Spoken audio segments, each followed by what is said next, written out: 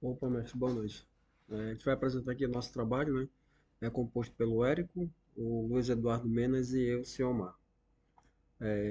A gente escolheu o assunto, né? O dataset lá do Kaggle. A gente escolheu aí a gente colocou como tema aí, defeitos de PCB. A gente vai apresentar, né, a definição do problema, a seleção e análise do problema, a arquitetura candidatas e o planejamento experimental. Eu vou estar iniciando aqui a apresentação. Depois o nosso amigo Luiz Mena vai dar prosseguimento ao término da explicação do trabalho. Definição do problema: a ineficiência do sistema de inspeção automatizado baseado em algoritmos estáticos em detectar defeitos de PCB de alta densidade com precisão, robustez e flexibilidade exigida pela indústria moderna.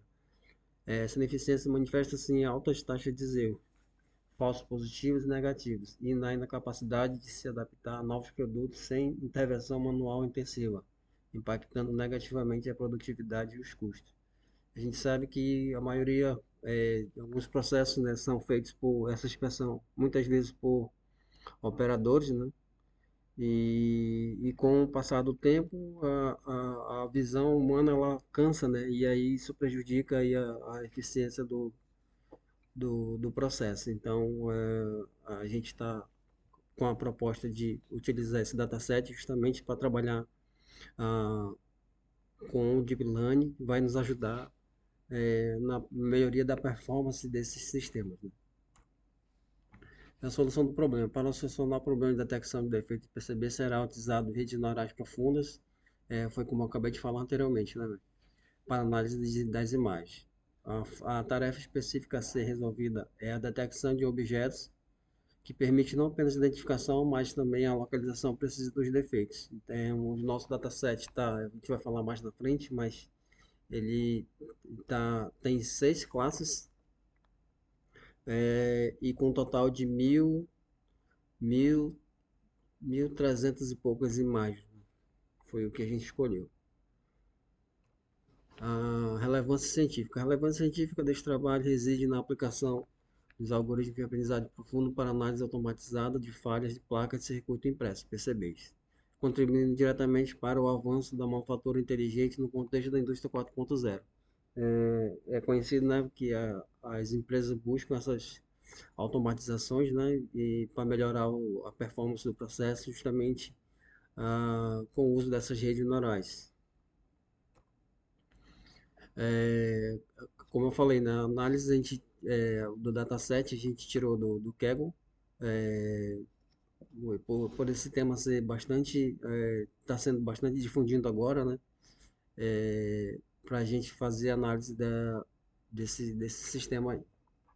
Aí agora o nosso colega vai dar continuidade na apresentação dos slides. Perfeito. Como o senhor Mar comentou, né? Então, esse dataset que a gente utilizou do Kaggle é um dataset composto por defeitos de placas, né? Então, nesse dataset a gente consegue ver várias imagens, né? De placas com defeito.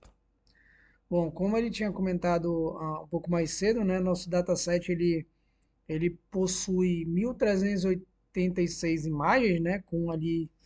Com 2 gigas de tamanho de arquivo, mais ou menos. Esse dataset ele é composto por 6 classes, né? Onde essas classes elas são compostas por furo sem solda, rebarba, circuito aberto, curto-circuito, solda escorrida e resíduos, né? Então, aqui a gente até colocou aqui em português para ficar um pouco mais claro na nossa apresentação. Aqui, como a gente pode ver, né, o nosso dataset, ele é um dataset que ele está excelentemente balanceado, né? A gente pode ver que na quantidade de imagens, a gente tem uma diferença de somente uma imagem, né? Então, dentre as 6 classes que apresenta dentro desse dataset, somente duas têm uma diferença de uma imagem. Então, ele está perfeitamente balanceada entre cada uma das suas classes.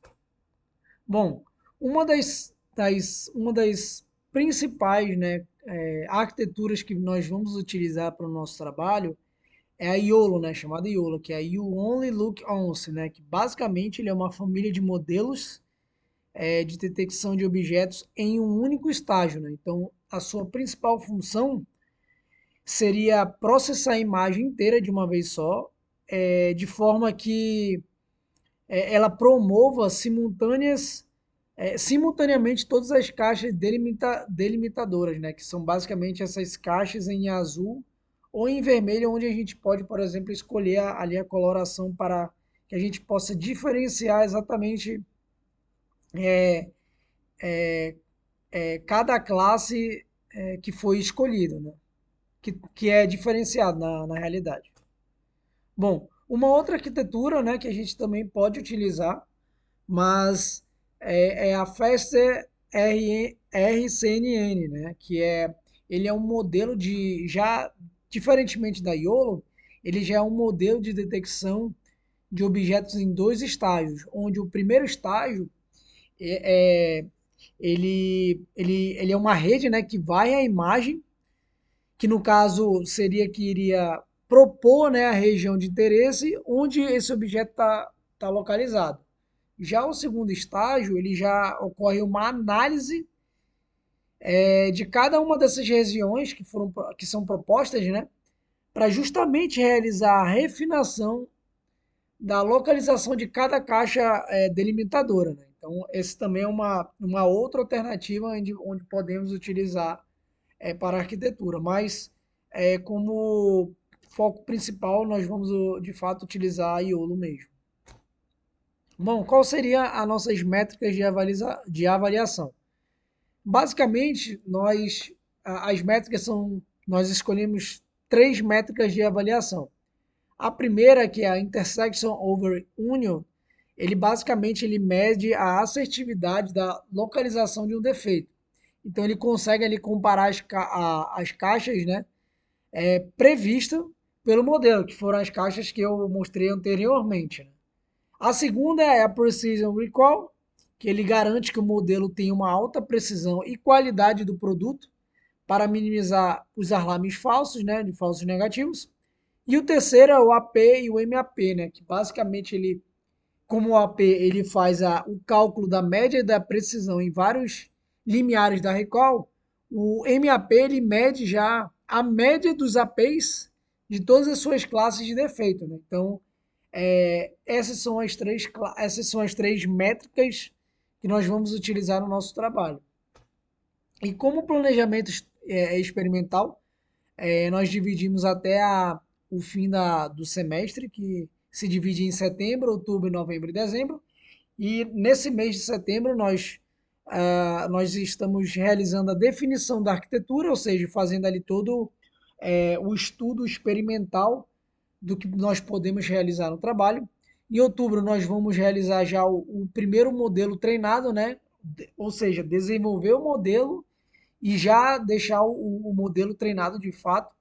Em novembro, nós vamos fazer alguns ajustes desse modelo. Pode ser que tenha uma melhora na precisão da detecção dos objetos. E com isso, a gente tem esse refinamento do modelo. E por fim, a gente realiza ali dá o resultado desse modelo que foi treinado e realizamos a documentação de todo o procedimento que foi realizado no trabalho. Então, com isso, a gente agradece, né? Nós realizamos essa fase inicial e é isso. Muito obrigado.